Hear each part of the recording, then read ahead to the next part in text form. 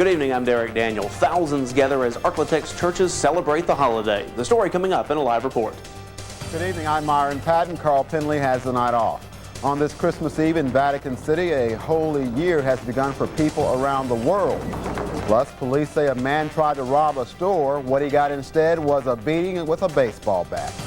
I'm Storm Tracker 12 meteorologist Ed Duranzik, and skies are clear across the Arklatek. No precipitation indicated on our live Doppler radar, and those temperatures are feeling winter-like for Santa's arrival. We'll have more on Santa's arrival, we hope, and your forecast. That'll be coming up a little bit later, but coverage you can count on starts now. Closed captioning on News 12 is brought to you by your local Jeep dealers. From KSLA-TV 12, coverage you can count on. This is News 12 at 10. With Christmas Day just a couple of hours away, most stores have closed for the holiday. But not everyone is taking the night off.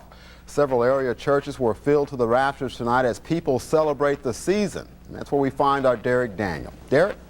Well, Myron, most church officials say their really big services were early on this afternoon or just a little bit earlier this evening. In fact, so big that at places like here at St. Mark's Episcopal, they are holding a second service later on tonight. Clergy say some of the people who will listen to sermons and hear choirs sing today may not make it out to church services the rest of the year or even all that often. That's why church officials are doing all they can to get their message out and put their best foot forward. But it's also a family feast in a special way for the church. And so people who might not come on another occasion will certainly be here for Christmas. It's a day that touches the imagination. Spencer says he wishes people would slow down this time of year, even though he realizes most probably won't. And he'd like to see congregations all over the city reaching out to more people, and not just this time of year. And so we hope as we come together in prayer that we can be present to the children of this community, whether they're children of senior citizen status or middle age or young children, that we can be there as a gift of warmth and a gift of hope and love. The choir here at St. Mark's is going to be warming up here in just a few moments. They've got a musical program scheduled about 10:30 tonight, and then another service after that. Other congregations have similar plans for services throughout the night, including midnight masses. Now, folks have just started showing up, so hopefully there'll be another full house to hear a message tonight. Myron? Well, Derek, you said that the churches were filled to capacity. Give us an idea how many people made this part of their Christmas Eve. Well, to let you know, when we were here earlier, about 5:30 this afternoon, they had to set up chairs behind where we're standing now, basically where the aisleway is, so they'd have room for extra folks to sit down at St. Catherine's. They said the normal capacity there is around 275, 280. They had about 500 show up for their early service, so a lot of people getting out tonight, and of course they'd like to see those people back each and every time they have a service. Yeah, standing room only. That's right. All right, Derek Daniel reporting live. Well, the ornate Jubilee Holy Door to St. Peter's Basilica in Vatican City now stands wide open as a symbolic passageway to a new era. Lee Cowan reports that it's a symbol for all faiths, not just for Catholics. Inside St. Peter's Basilica, the ornate Jubilee Holy Door now stands open, a symbolic passageway into a new era as Christmas Eve 1999 draws to a close. To celebrate, the faithful came early to St. Peter's Square in Rome. Tens of thousands from all around the world huddled in the cold to remember one holy night on the brink of a new millennium. For the 1 billion Catholics worldwide, tonight's Jubilee Mass begins a holy year that may well become the capstone of John Paul II's ambitious papacy. Despite his failing health, those in the Vatican say he's determined to shepherd his flock into the next 1,000 years of Christianity, no matter what the cost. On peut dire que le seul objectif du pape, the sole objective of the Pope, says Cardinal Roger Etchegari, has been to lead not only his church but all of humanity toward the symbolic threshold of the new millennium. To do that, an estimated 27 million pilgrims are expected to accept the Pope's invitation to visit the Vatican as part of the year-long Jubilee celebration. They will arrive to see a new Rome. Spearheaded in part by the Pope, a $7 billion refurbishing project has been underway for the last 2 years. The Jubilee 2000 is a rebirth of spirituality indeed, but it's the rebirth of a city too. And we had to improve our hotels at the same time by private sector and to improve culture, monuments, archaeological sites, that they will be renewed and open all day long. Although the Jubilee will be celebrated in Catholic churches all around the world tonight, many came to Rome to see it for themselves. For Nick Skorzinski, Christmas Eve is not only the eve of the birth of the Savior, it's the night before a chance at a new beginning. For me, I think it really symbolizes just a reaffirmation of values. Maybe, you know, we'll get a little bit back to what's important. What's important for the Pope is to reach out to the future. And tonight, in one majestic moment, the Vatican launched what some describe as the #1 observance for Catholics around the world. Lee Cowan, CBS News, Vatican City.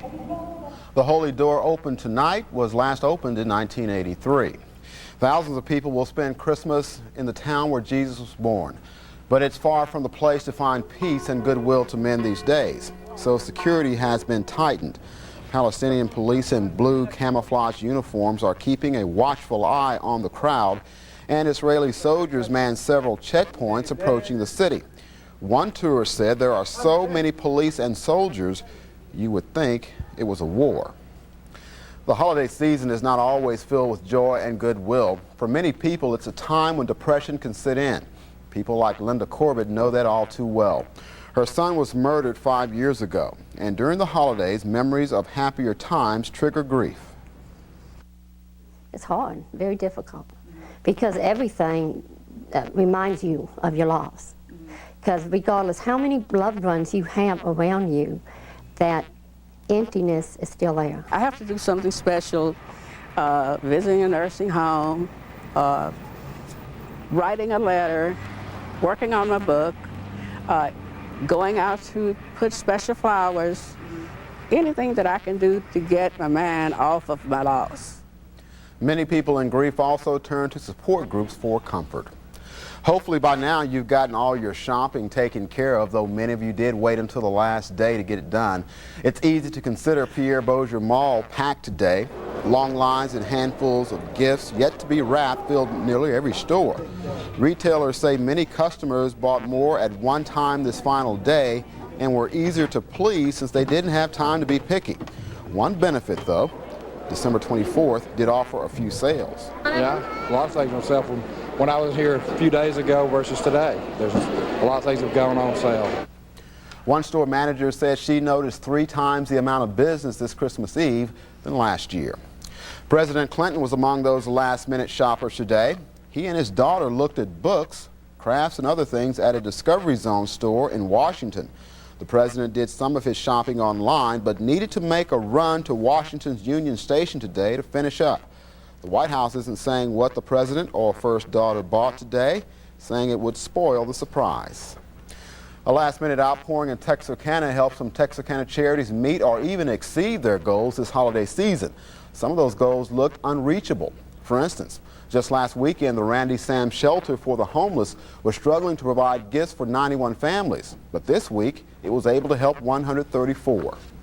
A Shreveport letter carrier has made a tradition of delivering the Christmas spirit. Each year, Danny Hatchett walks his Christmas Eve route dressed as jolly old Santa Claus. Hatchett got the idea 15 years ago after playing Santa for the preschool where his wife works. This postal Santa says his biggest reward is seeing the smiles on the faces of children, many of whom he's seen grow up over the years. Oh, it's just been a unique experience. That, you know, it's kind of like a family photo album. You just watch them just grow each year. Now here comes along another generation or smaller brothers and sisters, and you just see the tradition just carrying on and on and on. Despite his Christmas appearance, there's no fooling the dogs on Hatchett's route. They still bark at him. Well, if you're expecting a present from Santa Claus, you better get to bed right after News 12 at 10 o'clock. You see, Santa's making his way around the world tonight. He expects to be in the Arctic in just a few hours. It's such a long trip from the North Pole that Santa says he uses 2 sets of reindeer. One group is used in the southern half of the United States. Rudolph gets changed out too. And our leader for the southern team, you better know him as Bubba. He doesn't have the red nose, but he has a good glow anyhow. Be sure to join us for News 12 Saturday morning. Our Tony Tagliavore will visit with Santa Claus the morning after his big trip. And in just a few minutes, Storm Tracker 12 meteorologist Ed Duranzik will have a look at where Santa is right now. Well, there is other news tonight. Coming up after Weather Bowie County investigators are looking into a suspicious death. A man who police say tried to rob a Shreveport business had the tables turned on him tonight. And more than 12 hours after it started, hijackers continue to hold more than 150 captive on a plane. Well, it's clear sailing for Santa across the Arklatex as skies remain mostly fair. No rainfall also to hinder Santa as he makes his journey southward. When we come back from the break, we're going to have your forecast and take a look. Where is Santa right after this? This is Storm Tracker 12 weather with the exclusive Willis Knighton Storm Tracker 12 live Doppler radar. Welcome back, folks. It's kind of cool across the Arklatex, and big and little kids alike are wondering where Santa is. Just give me a second here. We'll take a look at our long-range look and see where he is. But first, we'll start out with some wonderful snow. This is from Louisville, Kentucky, where they have experienced snow today. Boy, isn't that wonderful? Wouldn't that look nice around here?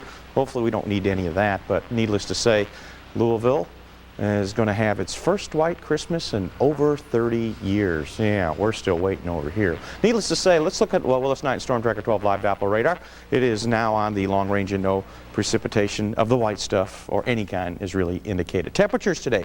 Here are the highs: 62 Texarkana, 61 degrees, the high in Magnolia, 63 Ruston, 66 Natchitoches, Shreveport over to Marshall, Longview, 69.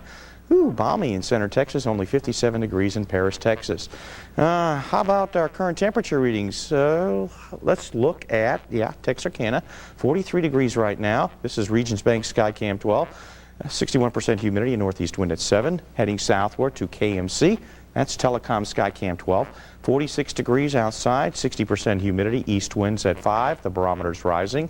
And back to the Isle of Capri, Skycam 12 in Bossier City, reporting a current reading outside of 44 degrees, 68% humidity. Winds are from the northeast. They're blowing in at about 8 miles per hour.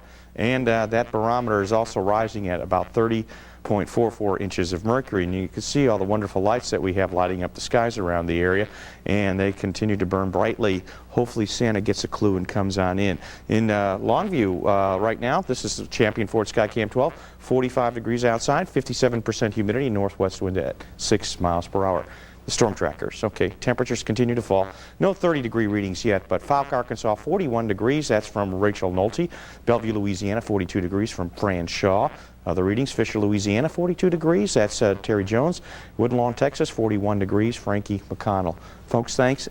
Have a safe and Merry Christmas. Well, it looks like Santa. Oops, here we go. Here's an alert. Santa is on the way in Canada. When we come back from the break, we're going to take a look and see where he is heading right after this. Pinpoint low tonight for Longview, 30 degrees, heading up northward Texarkana with clear skies, 28 degrees. Cool, nippy temperatures for Santa. How about a shade warmer in Shreveport and Bossier City? Pinpoint low of 29 degrees. And once again, looks like Christmas Day will be pretty nice across much of the Arklatex with plenty of sunshine. And once again, whoops, here we go, another Santa alert. We do have Santa now crossing parts of central Canada and heading eastward. Big question is, how soon will he get here to the Arklatex? 55 degrees tomorrow's daytime high. Longview, sunny skies. Also in Texarkana, 54 degrees daytime high. 54 for Shreveport and Bossier City for Christmas. So it's going to be kind of cool outside with Sunday. Another nippy night, and then it warms up during the afternoon time. And the next stop for Santa Claus will be your house. Kids, get to sleep after the news if you're not asleep already. The forecast now for your area. With Santa in mind, tonight's low down to 29 degrees. Tomorrow's high 54, 63 degrees for a high on Sunday, 64 Monday. Looks like Tuesday will be 62 and 66 for Wednesday, and Thursday 60 degrees. It's going to feel like Christmas tomorrow with those nippy temperatures outside, Myron, and then it gradually warms up for the latter part of the weekend and on into next week. Good enough for the kids to get out and play with their toys. No doubt. Put on those new clothes or gloves or mittens. You're going to need it tomorrow. Yeah. Santa's fast, too. Oh, he is. He moves. He really moves. During this Christmas season, please remember the less fortunate in our area. The Coats for Kids drive has already given nearly 700 coats to children who need them, but we still need more. Drop off a new or lightly used coat here at the KSLA studios, any Porter's Cleaners location, or Goodwill Industries.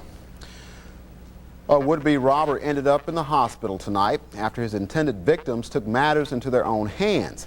The unarmed suspect walked into the Triple J gas station on Stoner Avenue around 5 this evening. Police say he tried to snatch and grab money from the cash register, but two workers attacked him with a baseball bat. Several passers-by saw the apparent beating and intervened. The suspect was taken to LSU Hospital for treatment.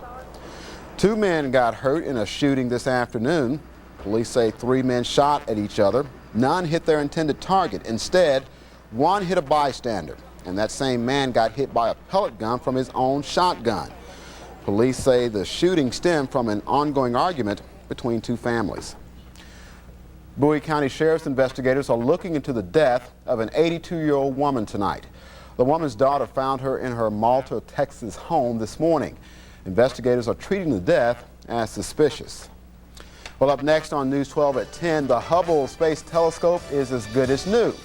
But back on Earth, the computer owners have to be on the lookout for more than just the Y2K bug.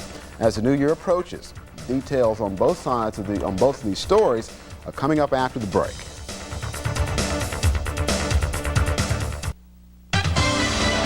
This is News 12 at 10. A hijacked Indian Airlines plane is back on the ground tonight. Within the past hour, it landed in Afghanistan after taking off from the United Arab Emirates earlier in the evening. It's been a long day for more than 150 people on board the plane. Dave Brody has the latest from New York. On the ground in Dubai after a day-long drama, the 5 hijackers began releasing some of their hostages late in the evening. They'd promised to let the women and children go from the hijacked Air India jet in exchange for more fuel. This is PTAG, is it? In New Delhi, anxious relatives of those on board waited for word, but officials there said they had little information. We have no confirmed news as yet about injury, killings on board, the identity of the hijackers, or indeed any demands that they might have made. The drama had begun shortly after the flight from Nepal to New Delhi entered Indian airspace. The hijackers demanded to land in Lahore, Pakistan. They were refused permission, then set down just across the border in Amritsar, India, where unconfirmed reports indicated they shot and killed 4 passengers. The plane then took off again with only 10 minutes fuel on board, landing in Lahore even after authorities there turned off the runway lights. After refueling, the plane tried to go to Afghanistan but was refused permission, then headed off to Dubai. Before leaving Dubai, some women and children were released from the plane. They were seen on buses being taken away, appearing frightened though unharmed. An Air India official said there were 25 released. Earlier reports had said the hijackers offered to release 57 women and 13 children. As the aircraft left Dubai, what appeared to be a body was also taken away from the plane. It was atop the air stairs. Air India says there were 178 passengers and a crew of 11 on the plane, among them 1 American. Still completely unknown, the motivation of the hijackers and what their ultimate demands and intentions are. Dave Brody, CBS News, New York. The third and final spacewalk to repair the Hubble Space Telescope is now over. 2 astronauts ventured outside the Space Shuttle Discovery this afternoon to replace a radio transmitter and to install a digital recorder. The astronauts on board Discovery will release the Hubble tomorrow and return to Earth on Monday. The Y2K bug isn't the only computer users have to worry about when the clock strikes midnight next Friday night. Thousands of computer viruses are also popping up this time of year. Perry Groten looks at the symptoms and some remedies. Christmas computer shoppers are getting into the buying spirit. Should be pretty cool. Undaunted by the prospect of viruses looming on their computer screens. I think that Y2K is just a bunch of hype. As many as 30,000 different viruses could strike computers on New Year's. But experts say most of those viruses are more nice than naughty. If I send you an email that's got a Word document attached to it and you open it, then you're going to contract that virus. But most of those are, you know, in terms of viruses, they're a little bit nicer of viruses in the respect that they're not going to just go through and rip out your hard drive. But you can short-circuit the more harmful bugs by installing new antivirus software. A lot of times you have to update those like monthly because new viruses come out even, daily, literally. And don't open email you're not familiar with. An infected file on New Year's could have your computer singing Old Lang's Sign Off. And Bob Griffiths here with sports. Good day if you're a Saints fan, bad day if you're a Cowboy fan. And also, the Texas Aggies and their 12th man are ready for the Cotton Bowl, but you're right, Myron. What a game it turned out to be in the Superdome today. And it seems Mike Ditka picked the right quarterback.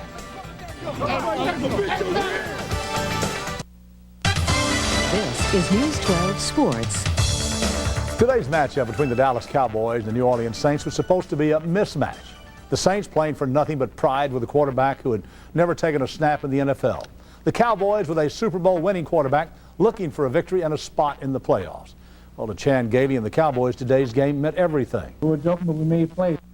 Obviously a very disappointing season. I remember, when we worked through the offseason and training camp, and, this team had high hopes, and we didn't fulfill any of those. And after the game, when asked about next year, Ditka said he would be back, that he had said that all along, that he would be back. Chances of that being right are probably a lot better today than they were yesterday. You can bet there's a sad Christmas tree in McAllen, Texas tonight. This family decorated their 9-foot Christmas tree in the Cowboys' colors of silver and blue from head to toe, with all the ornaments carrying the Cowboys insignia. Some of them even have the player's name on them. But there's one present under the tree the family is missing, a victory over the New Orleans Saints. Well, the Texas A&M Aggies will look to cap off the winningest decade of any Division I-A football team as they plan to meet Penn State in the Alamo Bowl on December the 28th. The last time we played in the Alamo Bowl against Michigan, we had a great support from our Aggie fans and the 12th man, and we're anticipating that in this game we'll have again the great support of the 12th man. They'll be there and they'll be loud, and it should be a great atmosphere for a football game. John Brady established his reputation as a good coach during 6 years as head man at Samford University in Alabama. Now in his third year at LSU, Mike Avery's going to take a look at Stromile Swift and his future. Is it with LSU or with the pros? That's tomorrow night on Sunday Night Extra. Yeah, a lot of people wondering. A lot of folks. Sunday night Extra. Okay. Thanks, Bob. That's Sunday night. All right. Sunday? Sunday. Stay with us. Ed Duranzik has another look at that Christmas forecast when we come right back. Hello, I'm Specialist Coaching Station here at Camp Barnstable, Kosovo. Wishing my family and friends, my mom and dad back in Shreveport, Louisiana, happy holidays. Hope to see you soon. All right, let's take a look at that breakfast forecast. I'm sure you want to call it a breakfast forecast. How about a present ripping open forecast? Okay, that sounds good. It's sunny and cool to start the day. Those temperatures indoors will be definitely in the 60s and 70s. Outside, they'll be in the upper 20s. Hope you get your gifts there, kids. All right, up next is American Christmas, and of course we're going to close now with St. Mark's Episcopal Choir. Merry Christmas, everybody. Merry Christmas.